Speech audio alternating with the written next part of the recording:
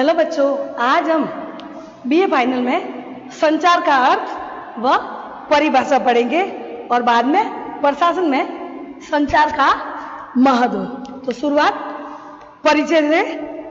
संचार प्रशासन का प्रथम सिद्धांत माना जाता है। संचार संदेशों के विनिमय एवं पारस्परिक समझ के निर्माण की प्रक्रिया है। वस्तुतः ये अर्थपूर्ण संदेशों का ऐसा पारस्परिक आदान प्रदान है जिसका उद्देश्य आपसी समझ को उत्पन्न करना और पारस्परिक मानव व्यवहार को प्रभावित करना। संचार मानवीय संबंधों का अभिन्न एवं महत्वपूर्ण अंग है। यदि किसी संगठन के लोग एक दूसरे की भावना को जान समझ ले तो निसंदेह उत्पादन बढ़ाने में मदद मिलेगी। संगठन में आपसी विचार विमर्श भावना को जान समझ ले तो निसंदेह उत्पादन में बढ़ोतरी मिलेगी। लेकिन संगठन में आपसी विचार विमर्श उतना ही महत्वपूर्ण है जितना शरीर के लिए कोशिकाएं। प्रबंधक का सबसे अधिक समय संचार में ही लगता है। औसतन वह अपना 70 से 80% समय संचार गतिविधियों में बिताता है। जॉन हिनकिंस ने एक अध्ययन में कहा है कि अग्र पंक्ति के सुपरवाइजर अपना 74% समय दूसरी श्रेणी के प्रबंधक 81% और तीसरी श्रेणी के प्रशासन 87% समय संचार गतिविधियों में ही लगाते हैं। वस्तुतः संचार प्रक्रिया संगठन को बांधे रखती है क्योंकि इससे संगठन की गतिविधियों और लक्ष्य प्राप्त के बारे में महत्वपूर्ण जानकारी का प्रचार करता है। तो संचार का थोड़ा सा अर्थ पढ़ ले। संचार शब्द विचारों का आदान प्रदान, यानी रेडियो द्वारा, टेलीविजन द्वारा, नेट द्वारा, इंटरनेट द्वारा किसी भी चीजों के लिए संचार आदान प्रदान। कोई भी आप इलेक्ट्रॉनिक कोई भी कह सकते हैं, आवाज मतलब कह सकते हैं कि तकनीकी क्षेत्र में आगे बढ़ना। आदान प्रदान विचारों के साझेदारी तथा भाग लेने की भावना सम्मिलित है। वीओ हेमन के अनुसार संचार एक व्यक्ति से दूसरे व्यक्ति को सूचना एवं समझ हस्तांतरित करने की प्रक्रिया है। यानी टेलीविजन का टेलीविजन, रेडियो, इंटरनेट, इससे जो हम सूचना प्राप्त करते हैं वो है संचार। तो आज के जमाने में संचार के बिना कोई अधूरा नहीं है। न्यूमैन एवं समर के अनुसार संचार दो या दो से अधिक व्यक्तियों के तथ्यों, विचारों, सम्मितियों तथा भावनाओं का पारस्परिक आदान प्रदान है। उसमें नैतित्व, क्या कहते हैं, भावना, सब बातें जुड़ी हुई होती है संचार में। एफ.जी. मेयर के शब्दों में मानवीय विचारों और संपत्तियों को शब्दों, पत्रों एवं संदेशों के माध्यम से आदान प्रदान ही संचार है। तो पत्र के माध्यम भी ईमेल वगैरह वर्तमान में थे। पहले पत्र के जरिए भी संचार का आदान प्रदान किया जाता है। लुई ए एलन के अनुसार संचार एक व्यक्ति के मस्तिष्क को दूसरे व्यक्ति के मस्तिष्क से जोड़ने वाला पुल है। इसके अंतर्गत कहने, सुनने तथा समझने की एक व्यवस्थित एवं अनवरत प्रक्रिया सम्मिलित है। संक्षेप में संचार एक व्यक्ति से दूसरे व्यक्ति को संदेश देने एवं पारस्परिक समझ उत्पन्न करने की प्रक्रिया है। ये प्रक्रिया लिखित एवं मौखिक शब्दों द्वारा ही संदेश एवं समझ का विनिमय नहीं करती, अपितु संकेतों, हाव-भावों तथा मौन द्वारा ही विनिमय करती है। संचार प्रत्यक्ष या परोक्ष रूप से चेतन एवं अचेतन रूप से संप्रेषित भावनाओं, प्रवृत्तियों व इच्छाओं का योग है। कुल मिलाकर संचार विचारों का आदान प्रदान। आप उनसे विचार अच्छे भी ले सकते हो और बुरे भी ले सकते हो। तो विचार आपके कैसे है, आपका व्यवहार कैसा है, वो सब संचार के बारे में झलकता है। और एक दूसरे के विचार लेने के लिए नेट, टेलीविजन, रेडियो, पत्रों द्वारा भी सूचना प्राप्त कर सकते हैं। तो आज के ज़माने में संचार बहुत ही अच्छा कार्य कर रहे हैं। अब प्रशासन में संचार का महत्व, तो थोड़ा सा परिचय। प्रशासन द्विमार्गीय यातायात के समान है और प्रभावी संचार की आवश्यकता अनुभव करता है। प्रभावी संचार के अभाव में प्रबंध की कल्पना तब तक नहीं की जा सकती जब प्रशासन में संचार के महत्व को स्वीकारते हुए एल्विन डाल लिखते हैं कि संचार प्रबंध की मुख्य समस्या है, और थियो हेमन का कहना है कि प्रबंधीय कार्यों की सफलता कुशल संचार का पर ही निर्भर करती है। यानी अच्छा जिसकी कुशलता है जिस व्यक्ति में, तो और अच्छा वो बातों को पहुंचाए, सूचना दे, तो वो सफलता प्राप्त कर सकती है। जॉर्ज आर टेरी के शब्दों में संचार उन चिपके पदार्थ का कार्य करती है जिससे प्रबंध प्रक्रिया सुगम हो जाती है। एंडरसन सुओजानियन के अनुसार भी कहा है कि अच्छा संचार प्रबंध के एकीकृत दृष्टिकोण हेतु बहुत महत्वपूर्ण है। प्रशासन के संचार के महत्व बिंदु को हम इस प्रकार देख सकते हैं कि उसका महत्व क्या है कि संचार के बगैर कोई कार्य सही ढंग से नहीं होगा। अगर सूचना प्राप्त होगी नहीं तो हम उनका जवाब कैसे देंगे, या सूचना हमें मिलेगी नहीं तो हम उसके बारे में सोचेंगे कैसे। तो आज सूचना सबसे महत्वपूर्ण बातें हैं, तो उनका आदान प्रदान ही आज बड़े बड़े बिजनेस को लेके बैठे हैं। तो प्रशासन में संचार का महत्व, इसमें पहला पॉइंट है नियोजन एवं संचार। नियोजन योजना पहले से पता चल रहा है आपके पॉइंटों से। नियोजन प्रशासन का अत्यंत महत्वपूर्ण एवं प्राथमिक कार्य है। प्रशासन की सफलता कुशल नियोजन के प्रभावी क्रियान्वय पर निर्भर करती है। संचार योजना के निर्माण एवं उनके क्रियान्वय दोनों के लिए अनिवार्य है। कुशल नियोजन हेतु अनेक प्रकार की आवश्यकता एवं उपयोगी सूचनाओं, तथ्यों एवं आंकड़ों और कुशल क्रियान्वय हेतु आदेश, निर्देश एवं मार्गदर्शन की आवश्यकता होती है। कहने का मतलब नियोजन सबसे संचार महत्व रखता है। कैसे कि योजना बना के, और योजना कुशल योजना बनेगी, योजना बना के फिर बाद में संचार का यूज किया जाए या विचारों का आदान प्रदान किया जाए, जो भेजे हम सूचना, तो उसमें कुशलता होगी और योजना अच्छी होगी तो आदेश और निर्देश और मार्गदर्शन कर सकते हैं। आगे वाले के मार्गदर्शन की आवश्यकता होती है। तो मार्गदर्शन कब होगा, जब नियोजन अच्छा, योजना अच्छी बनाएंगे और संचार के जरिए आप अच्छे से उनको सूचना भेजेंगे तो कार्य अच्छे से हो पाएगा। दूसरा पॉइंट है बच्चों संगठन एवं संचार।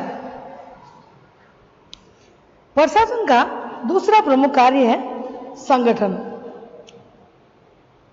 अधिकार एवं दायित्वों का निर्धारण एवं प्रत्यायोजन करना और कर्मचारियों को उनसे अवगत कराना संगठन के क्षेत्र में आते हैं। ये कार्य भी बिना संचार के असंभव है। चेस्टर आर बर्नार्ड ने कहा है कि संचार की एक सुनिश्चित प्रणाली की आवश्यकता संगठनकर्ता का प्रथम कार्य है। यानी संगठन के बिना कोई कार्य एक दूसरे को नहीं भेज सकते। अकेला व्यक्ति कुछ भी नहीं कर सकता है। इसका मतलब कि संगठन सभी मिलकर सूचना, पहले तो जैसे योजना बनाई, फिर वार्तालाप, एक दूसरे की क्या कहते सलाह लेंगे तो वो संगठन बनेगा। सलाह के बाद वो सूचना के हाँ ये हो सकती बात है, फिर बाद में वो सूचना भेजी जाएंगी। किसके द्वारा? संचार के द्वारा।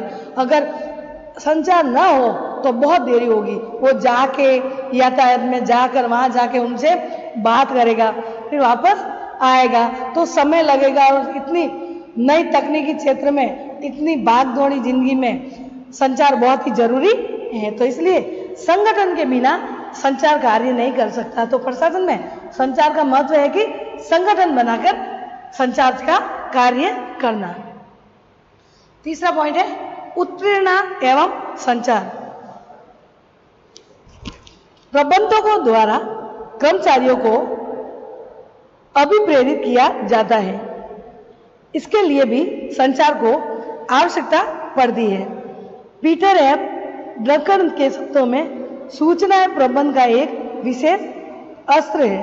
प्रबंधक व्यक्तियों को आंकने का कार्य नहीं करता, वरन वह उसको अभिप्रेरित, निर्देशित और संगठित करता है। यानी सूचना को प्राप्त करता है तो अभिप्रेरित, प्रोत्साहित, निर्देशित करता हो। तो उत्प्रेरणा संचार का ये बात कही गई है। ये सभी कार्य करने हेतु मौखिक अथवा लिखित शब्द अथवा अंकों की भाषा ही उसका एकमात्र औजार हो सकता है। लिख के भेजना सूचना, तो वो पढ़ा लिखा है वो समझ जाएगा। कोई अनपढ़ है तो क्या उनको बोल के, उनको मौखिक रूप से समझा बुझाकर या समझाकर उनको ये सूचना पहुंचाएंगे कि आपको ये कार्य करना है, ये हमने योजना बनाई है। तो इसमें लिखित भी हो सकता है और अंकों की भाषा भी हो सकती है। अंकों की भाषा जैसे संचार पहुंचाना, बजट आप बना रहे हैं किसी बात के लिए, तो बजट वहां भेजना, तो अंकों की भाषा उस कंप्यूटर या टाइप करके आप अंकों की भाषा लिख के आगे ट्रांसफर कर सकते हैं। तो इस तरीके से अंकों द्वारा भाषा भी देखी जा सकती है। यानी बिना बोले लिखित अंकों की भाषा भी पढ़ सकते हैं कि इतने हैं ये। जरूरी नहीं कि सब हिंदी लिखी हो, अंकों की भाषा भी हम पढ़ सकते हैं। तो उसका भाषा का एकमात्र औजार होता है। कहने का मतलब चाहे भाषा लिखित हो चाहे भाषा मौखिक हो, दोनों हो, लेकिन संचार दोनों में कार्य कर सकता है। मैंने अभी कहा कि अनपढ़ है तो उनको मौखिक के जरिए समझाना पड़ेगा और पढ़ा लिखा है तो लिखित द्वारा समझाया जा सकता है। चौथा पॉइंट है समन्वय एवं संचार। समन्वय एक समूह द्वारा किए जाने वाले प्रयासों को एक निश्चित दिशा प्रदान करने हेतु आवश्यक होता है। न्यूमैन के अनुसार अच्छा संचार समन्वय में सहायक होता है। मेरी कुसिंग नाइल्स लिखती है कि समन्वय हेतु अच्छा संचार अनिवार्यता है।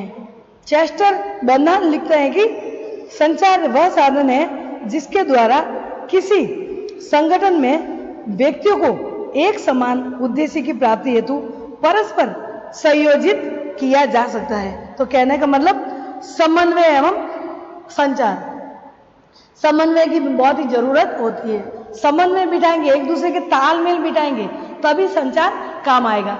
नहीं तो एक जगह तो वो हाँ बढ़ रहा है, हाँ कह रहा है और दूसरी जगह मना कर रहा है, तो वो समन्वय नहीं बैठेंगे तो संचार का महत्व नहीं रहेगा। इसलिए समन्वय बिठाना, एक दूसरे के तालमेल बिठाना ही संचार का महत्व कहा जा सकता है। पांचवा पॉइंट है नियंत्रण एवं संचार। इसमें नियंत्रण द्वारा प्रबंधक ये जानने का प्रयास करता है कि कार्य पूर्व निश्चित योजना अनुसार हो रहा है या नहीं। इसके अतिरिक्त वह त्रुटियों एवं विचलनों को ज्ञात कर यथाशीघ्र ठीक करने और उसकी पुनरावृत्ति को रोकना या रोकने का प्रयास करता है। ये सभी कार्य बिना कुशल संचार प्रणाली के असंभव है।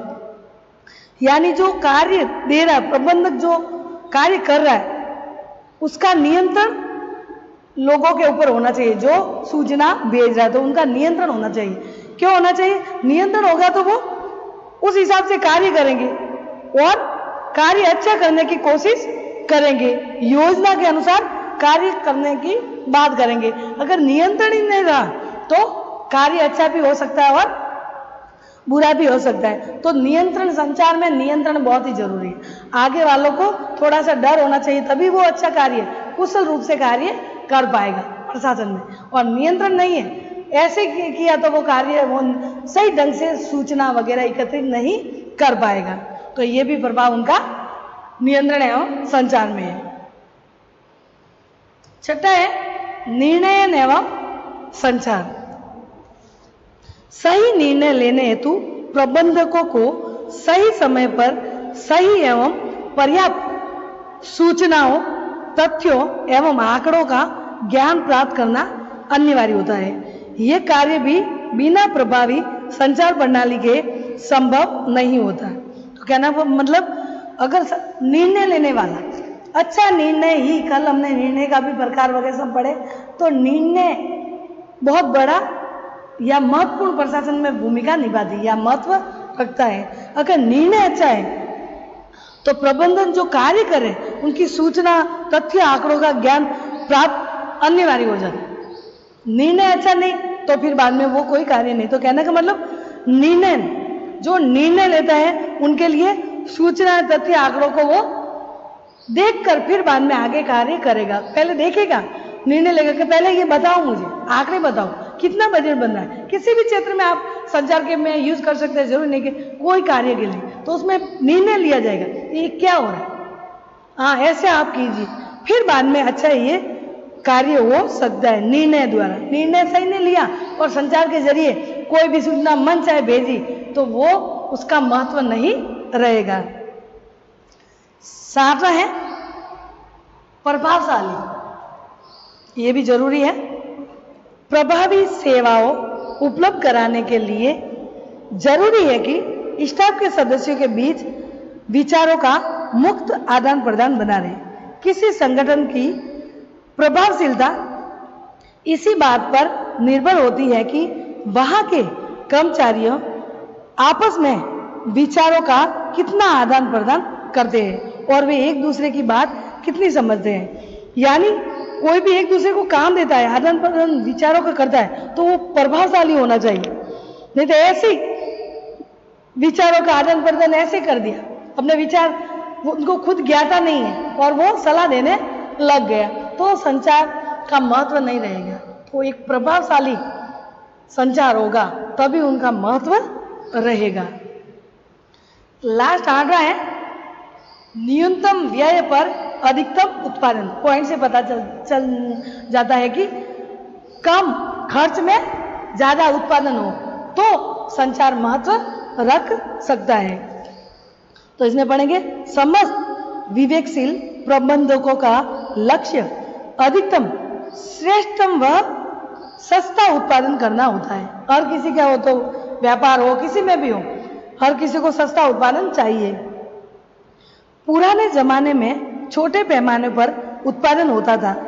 उस समय कर्ता बड़ी आसानी से कार्य करने वालों को आदेश व निर्देश दे सकता था, किंतु बड़े पैमाने पर उत्पादन करने वाले आधुनिक संगठनों में कार्य करने वालों तथा काम लेने वालों को मध्य ये घनिष्ठता नहीं है, क्योंकि बहुत दूर संचार द्वारा ही वो जान सकता है, उसे व्यापार कर रहा है लेकिन कभी भी मिला ही नहीं उन मालिक से, सिर्फ संचार द्वारा ही वो व्यापार कर रहा है। तो ऐसे भी अब वर्तमान में, पुराने जमाने में ऐसा नहीं था, अब वर्तमान में ऐसा आ गया, इसलिए संचार का महत्व बढ़ गया।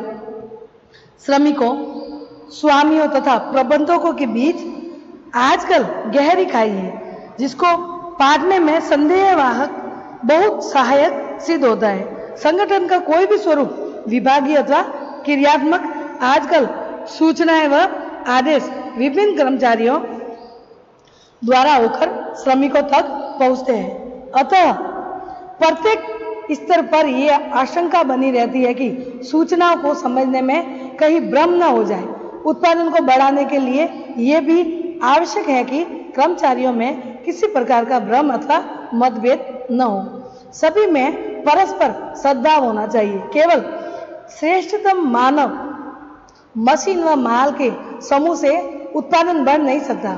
उत्पादन की वृद्धि हेतु कर्मचारियों को यह स्पष्ट बता देना चाहता है कि प्रत्येक को क्या कार्य करना है एवं कार्य के निष्पादन के लिए उन्हें आवश्यक निर्देश भी देना चाहिए। इस कार्य में संदेहवाहक की सहायता होती है जो अधिक से अधिक महत्वपूर्ण होना चाहिए। तो कहने का मतलब ये न्यूनतम व्यय यानी कम खर्च में ज्यादा उत्पादन। तो वर्तमान में एक दूसरे उत्पादन पैमाने में बढ़ गया है, पहले जमाने में ऐसा नहीं था, आदान प्रदान बढ़ गया है विचारों का, तो एक घनिष्ठ संबंध होगा जिसके और बहुत अच्छा ज्ञाता होगा, तो वो सोचेगा कि कम खर्च और अधिकतम उत्पादन। अगर उनके विचार अच्छे नहीं तो हरगिज ये कम खर्च और उत्पादन नहीं होगा, ज्यादा खर्च और उत्पादन कम हो सकता है। किसके लिए? अगर संचार का ध्यान नहीं दिया तो संचार में न्यूनतम आय और अधिकतम उत्पादन का भी सोचकर कार्य करना चाहिए। इस प्रकार से प्रशासन में संचार का महत्व बढ़ जाता है। कल हम पढ़ेंगे संचार की प्रणाली, संचार की वाहिका अथवा संचार के प्रकार, किस किस प्रकार से हम संचार को या संचार का यूज कर सकते हैं। ठीक है बच्चों, तो आज हमने प्रशासन में संचार का महत्व इस रूप में पढ़ा के योजना बनाना, संगठन बनाना, उत्प्रेरणा करना, समन्वय बिठाना, नियंत्रण व संचार, निर्णय प्रभावशाली व न्यूनतम व्यय एवं न्यूनतम व्यय एवं अधिकतम उत्पादन, इन सब बातों का ध्यान रखा जाए संचार में तो प्रशासन में संचार का महत्व बढ़ जाएगा। ठीक है बच्चों, बाय।